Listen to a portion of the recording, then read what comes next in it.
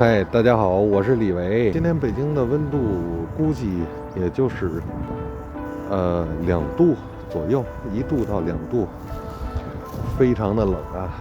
我现在伸着手都有点冻手了，所以你们来北京玩的时候，一定要记得穿厚一点的衣服。现在是属于北京旅游的淡季，现在到这儿玩是人最少的时候。我拍这个视频的时间，大家看后边的树。只有松树是绿的，其他的都是干树杈了。因为现在是北京的12月底，再过不了几天就是2020年了。这个时候来北京，你在这边的住和玩地方都会便宜，但是就是会更冷。所以你到北京一定要像我这样，穿上厚衣服，戴上围巾，尤其是女孩子，你们要多穿一点。因为天气很冷，而且很干燥，记得带一些保湿的东西过来。我先回去做一个视频，标注一下北京市内的景区和郊外的景区距离，这样在你们到这边来之前呢，能有一个参考。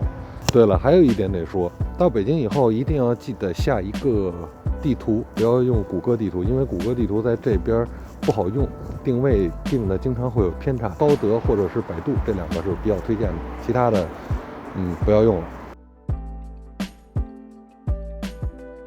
这是北京现在的城区图。如果你第一次来北京，你看见这个道路肯定觉得倍儿麻烦，其实特简单，一条大路把北京分成了南北2个城区。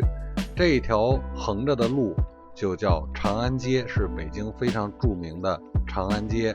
它的北侧就是北京的北城，它的南侧就是北京南城，这是新北京的划分方法。以前的分割点在大石栏，那个是老早以前的事儿了。然后呢，再用一条框框圈出老北京的生活故事。这个圆圈就是北京的2环路，以前只有2环路内的北京才叫老北京。在2环路当中有一条从南向北的中心线，这条线就是北京的中轴线。这条线上承载了无数的北京文化和中华文明。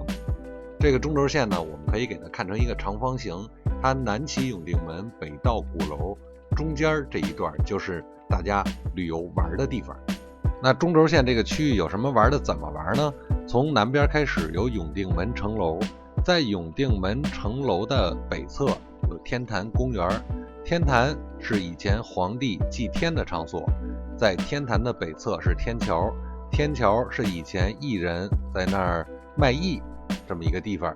再往北是前门大街，前门大街有很多吃的和玩的。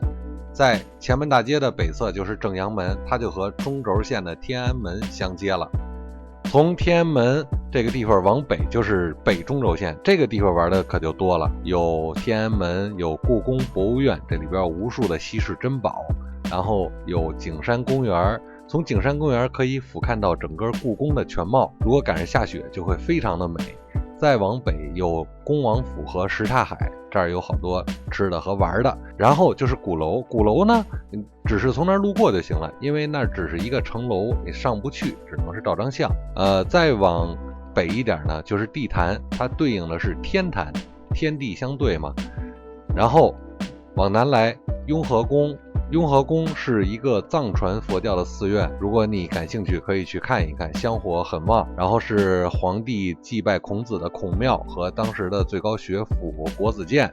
再往南来就是吃喝玩聚集的南锣鼓巷，这个地方一定要去。如果想去人少一点的胡同呢，可以向北走去北锣鼓巷。北锣鼓巷没有那么多吃的玩的，但是比较安静。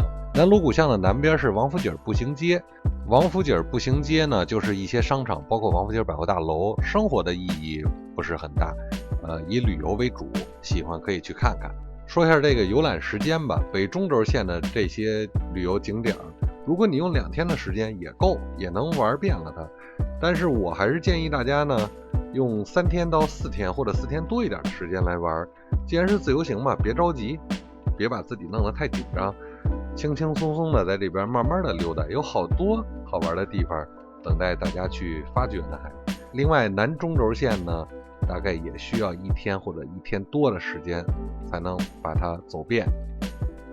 除了刚才说的中轴线这个核心区域之外，在北二环的外边还有颐和园、圆明园这种古迹，北京为申办奥运建的鸟巢和水立方，还有现代艺术云集的798艺术区和比较时尚前卫的三里屯，这些都是很方便就可以去的地方。剩下要说的这些景点呢，他们离北京就比较远了，他们都在北京的郊区。咱们以故宫为出发点，像从故宫出发到13陵，大概是45公里的路程。如果你从故宫出发到八达岭长城，大概是70公里的路程。如果你要是想往东边去呢，从故宫到慕田峪长城，大概也是70公里的路程。北京最远的长城叫金山岭长城，如果你从北京的故宫出发到金山岭长城，这个距离大约是160公里。所以如果你要是去金山岭长城呢，就可以考虑是不是在那儿住一天，第二天踏踏实实的去玩。刚才呢，咱们是用故宫作为出发点，举了一个例子来说明这个长城到市中心的距离。实际上呢，你要是去这些长城有不同的坐车地点，比如说你想去慕田峪或者是金山岭长城，那就要去北京的东直门车站去坐车。东直门车站在2环路的右上角。如果你要是想去八达岭长城或者是13陵的话，就要到西直门去坐车。西直门呢，在2环路的左上角。在这2个车站中间还有一个比较重要的车站是德胜门站。德胜门这个车站也有很多的车通往不同的旅游景点，大家可以根据需要去确定从哪个地方走。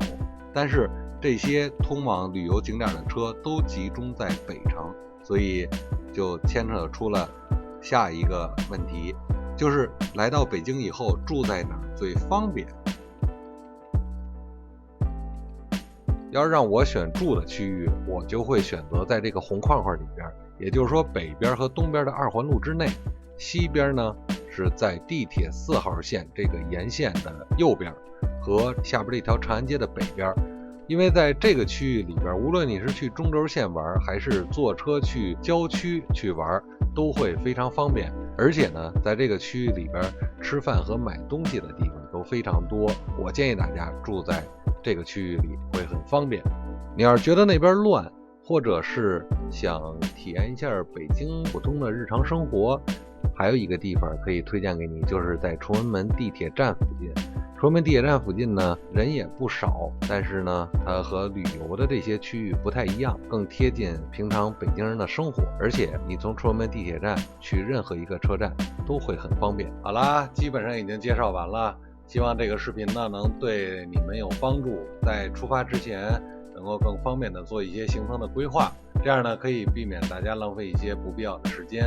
如果你对北京这个城市和这个城市的生活感兴趣呢，就记得订阅我，后期我会陆续更新影片，让大家在家里足不出户就能看到北京的变化。拜拜拜拜拜拜。